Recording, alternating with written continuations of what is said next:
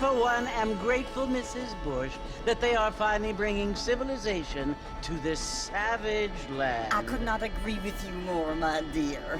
My daddy settled this land, and I know he'll be looking down on us, pleased at how we help the natives. Yes, they've lost their land, but they've gained access to heaven.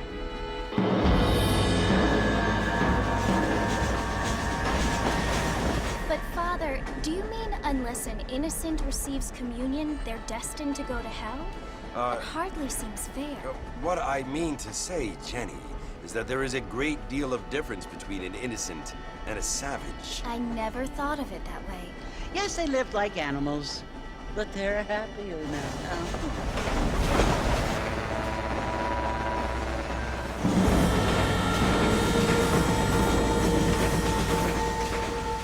Not only do people now have motor cars, Father, but I heard that pretty soon we will be able to fly. No, only angels can fly, Jenny. No, apparently people can fly. Didn't you hear? Out in Kansas, a man even got a car to fly. I hardly think so, Jenny.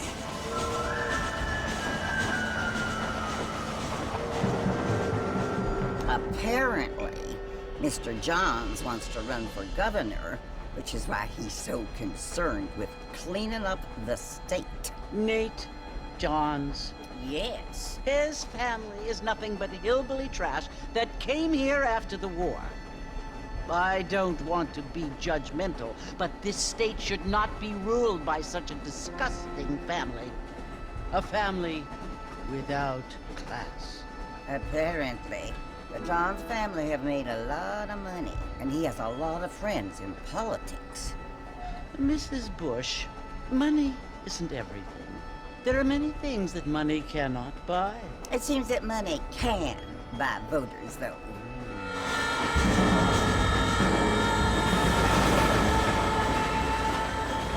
What you must remember, my dear, is that we have been brought here to spread the word.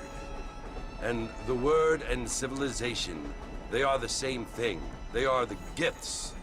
It is the opportunity we have, the chance to live among people who are decent and who do not kill each other, and who let you worship in peace. It's so confusing, Father. Sometimes I find it impossible to make the distinction between a loving act and a hateful one. I mean, they often seem to be the same thing. Yes, Jenny, it is confusing.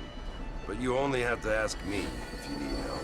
Indeed. Well, here we are, Mrs. Bush. Armadillo.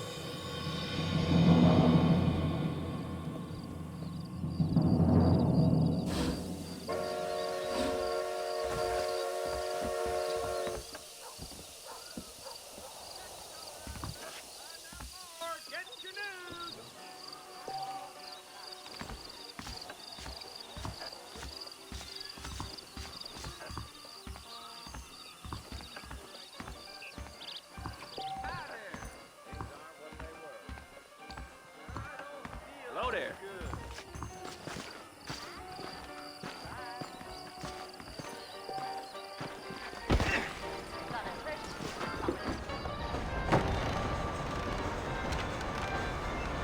Marston! Mr. Marston, over here!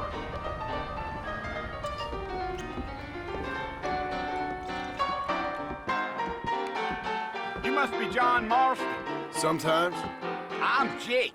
Your friends from Blackwater hired me to guide you. They ain't my friends. They're pleased to meet you, Jake. I got the horses saddled up and ready out front.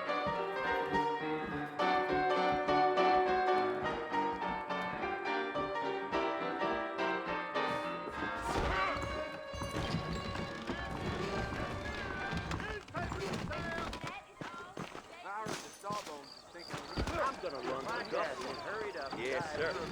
You ain't gonna find sturdier horses than these in all of New Ulster.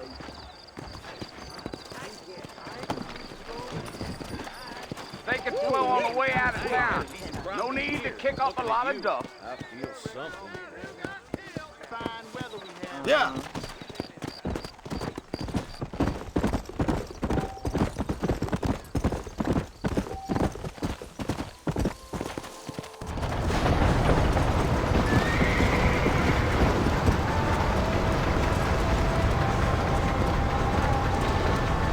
Fort Mercer you want to visit? That's right. Ain't taking nobody up to the fort in a long time. Strange place for a decent fella to want to visit, if you don't mind me saying. Who said I was a decent fella? It's been abandoned for years now. Folks say it was built during the Mexican War. What kinds of soldiers around back then? Why'd they leave? Well, I ain't entirely sure. I heard they had to go up north to fight Indians, or maybe they got tired of being soldiers and went looking for gold. You know how things is. So what are you doing up at the fort? I'm looking for an old friend. Well, like I says, you ain't gonna find many folk around those parts these days. Those you do find are about as sociable as an ulcerated back tooth. I mean, I ain't one to judge a man by the company he keeps, but... Well, he ain't been friends for a long time.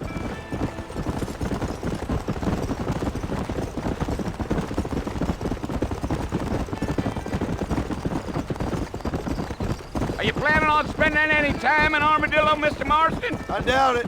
I ain't planning on staying very long. Well, if you're fixing for some female company, you can do a lot worse than Armadillo. Fine as cream gravy they are. Not like Thieves Landing. Dang, those girls ain't even fit for a drinking man to hole up with. I'm a married man, I'm afraid. Ain't we all?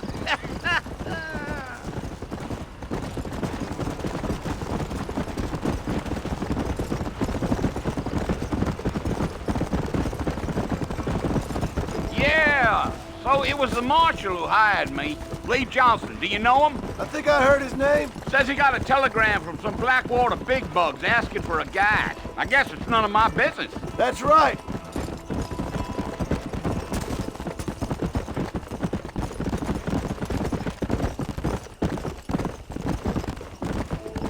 You ain't very talkative, are you? Nope. I'm just chewing the dog, mister. It's how I am. I don't mean nothing by it. Trust me. There's things you better off not knowing.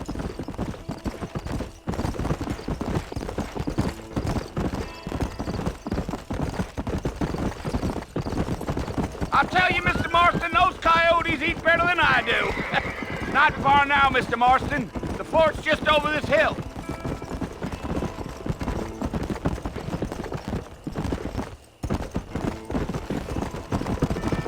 Gio.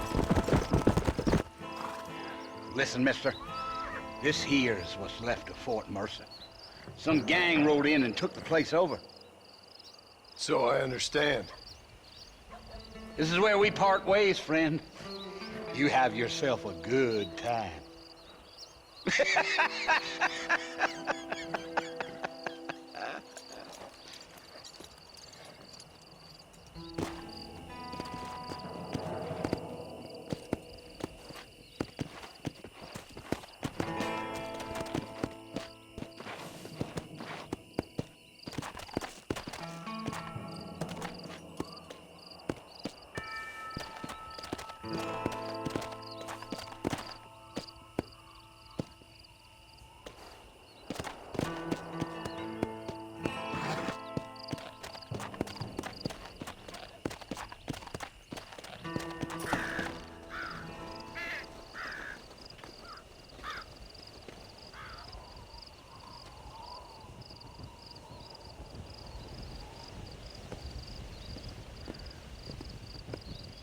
Bill! Bill, I've come for you! Bill Williamson! Come out here right now! Go away now, John. Don't make me kill you. Nobody needs to kill anyone, Bill. You must think I was born yesterday.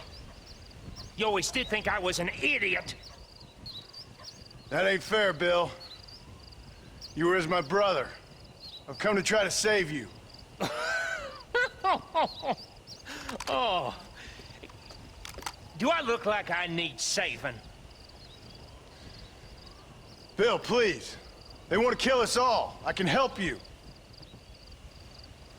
Well, you never tried to save me before. You only seemed to save yourself. Bill, I implore you think about this. You implore me? You implore me. You always were one for fancy words. Oh. Well, things are different now, John. Now I'm in charge! No more Dutch! And no more you. Implores.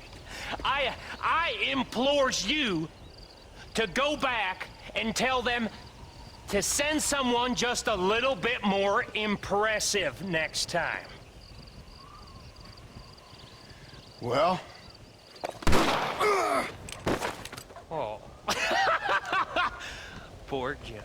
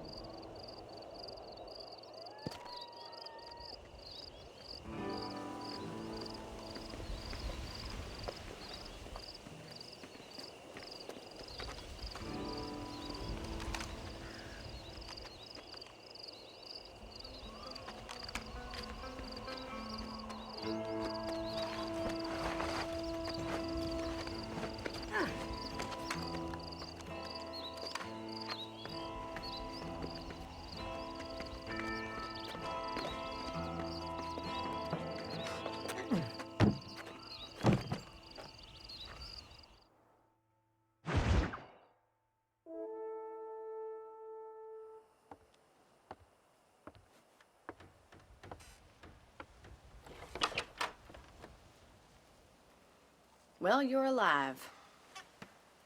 So it would seem. So, how do you feel? I don't know the polite word for it.